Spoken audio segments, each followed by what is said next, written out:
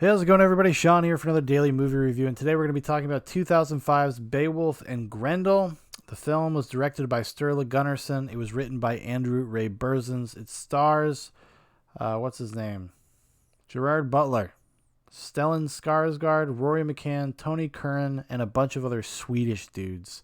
The plot synopsis is, in Denmark during the 6th century, Danish king Hrothgar and his warriors kill a troll whose son, Grendel, vows revenge. So yeah, the Beowulf Chronicles continue.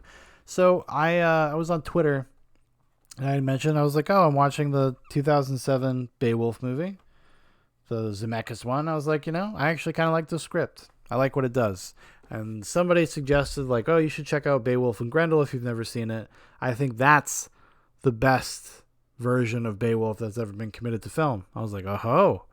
So I did some internet sleuthing. I find out it's on Amazon Prime. You can watch this on Amazon Prime right now for relatively free, right? Well, you got to give Bezos his bucks for that Prime subscription. I'm going to get those packages in 2 days, but as a bonus, you get Beowulf and Grendel.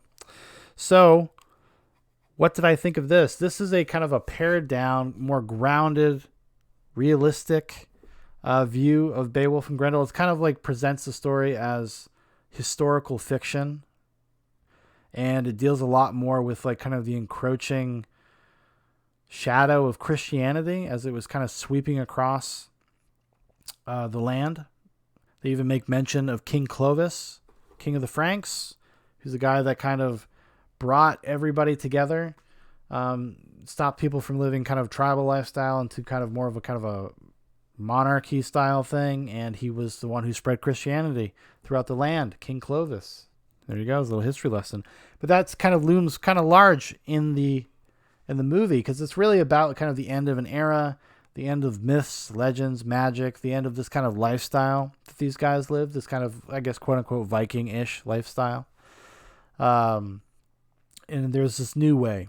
Now you have to swear fealty to this new thing, this right direction, this moral center, this purpose, which is what Christianity is made to, I guess, represent in the movie, right? And the movie is much more grounded because it's not just like, it's not beasts, it's not creatures. This is like, basically, they're not really trolls. They just call them trolls because they don't know what else to call them. They're kind of just like big dudes. I guess maybe there are trolls, but like these big kind of deformed people that are a dying breed, and they kind of get hunted and mistreated. They're going to live on the outskirts of society, and they cause, people, the Danes, a lot of grief. They really hates the Danes. Grendel specifically really hates the Danes for killing his father in front of him when he was a kid. And it just kind of sets on the series of events that is kind of loosely related to Beowulf. I think like the idea of like Beowulf, how he comes and why he comes and fighting Grendel, that's all pretty sound. And it has a lot of like similar scenes that happen in the epic poem Beowulf.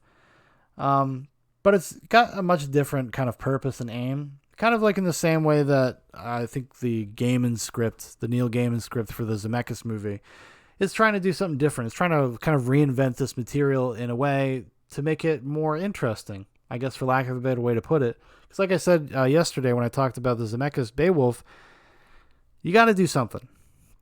You have to change things up a little bit. You have to add kind of a different dimension to this material. You got to broaden these characters out. You got to give us some subtext. You got to give us something. And this one, I wouldn't say it necessarily gives you a ton of subtext other than the encroachment of Christianity on the lifestyles of these people. And you slowly see them kind of give over to Christianity as the movie progresses, because they think it's magic. They think it's the new magic, That's the weird thing about progress, right? It kills magic. It kills myth. It kills folklore, fairy tales. It kills that stuff. And this would be kind of an example of that. That is the subtext of the story. And then there's obviously the surface plot with Beowulf, played by Gerard Butler, and he's like, trying to be, he's kind of like the last man of honor. Everybody really respects Beowulf and his accomplishments and who he is as a man. And he's come here to kind of help these people with their problems, because he's more or less an adventurer. The movie's got I like the tone of the movie, and I like that it definitely had a low budget, but it really utilizes the landscape in which it was filmed.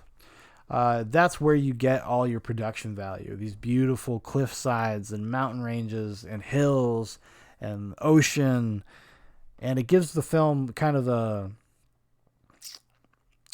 I don't know, like a big feeling, but on a small scale, you know?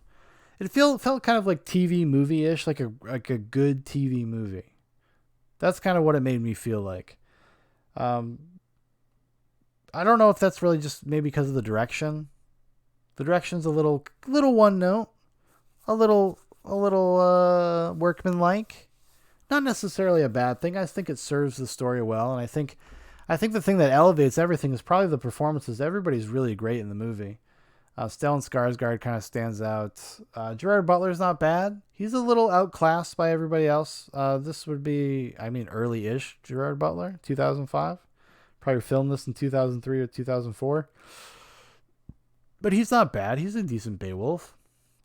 He doesn't have, he's not going for it in the same way that, Ray Winston goes for it in the Zemeckis movie. Because that's, big and over the top, and it feels like a piece of medieval literature, and it feels like myth. This is much more, realistic, for lack of a better way to put it. And that was definitely the aim of the movie. There's really not much else to say about it. It has all of the identifiers of a Beowulf story, and you'll be able to enjoy it on that level. I think maybe in some ways it is because it's half of the Beowulf story.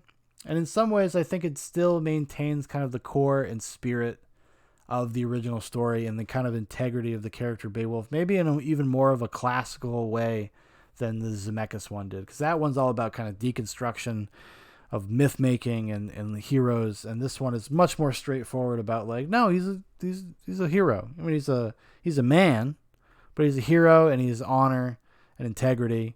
Because at the end of the movie he slays Grendel, but he gives Grendel kind of a hero's burial because he kind of recognizes the trauma of Grendel's existence and what he's had to live through and why he feels the way he does about these Danish people, about the Danes. So it has that, and it has a nice kind of full circle feel to the movie. I wish there was a kind of a stronger through line with Beowulf himself, if he had more of a distinct character arc, because he does feel a little bit like a passenger in the story. He's kind of more of an observer.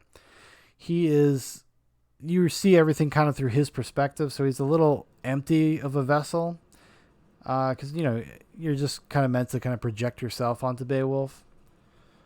But other than that, I thought it was well worth my time, well worth your time, especially if you just like Beowulf in general and you want to see kind of a more pared down version of Beowulf. I would say this would be definitely worth checking out. It kind of made me think of that Nicholas Winding Refn movie, Valhalla Rising. I wish that had been a Beowulf movie. I wish Nicholas Winding Refn would go back, strip everything away, all of his artifice, all of his neon lights. Go make me a Beowulf movie, Nicholas Winding Refn. I think if anybody could do a cool job with a live-action modern Beowulf, not take place in modern times, but made modern, I think he would be an interesting choice, especially for something like this, specifically with this kind of material. That is, Sturla Gunnarsson. I don't know what else he's done. I guess we can do. Let's just look real quick before we leave for the night. Let's pay the man some respect. I have never heard of anything else he's made. He made this movie called Rare Birds with William Hurt. So there you go. He's done a lot of TV. Looks like he's done a lot of German stuff. He's a TV director, and this feels like a TV movie. Not in a bad way, like I said, but no respect to you, Mr. Gunnarsson. You made it. You made a movie. That's a minor miracle in itself, and the fact that it's more than watchable, it's above average. Respect. All right, everybody, thanks for watching. Thanks for listening. If you'd like to know more about Zoobox, you want to keep up to date with everything Zoobox, there's links in the description for Facebook, for Instagram, for my personal Twitter. Also, if you'd like to make a request for one of these daily videos or something for Zoobox Goes to the Movies, for the big show, the deep dive show, leave it in the comments and I'll throw it on the list. All right, everybody, you have a good one.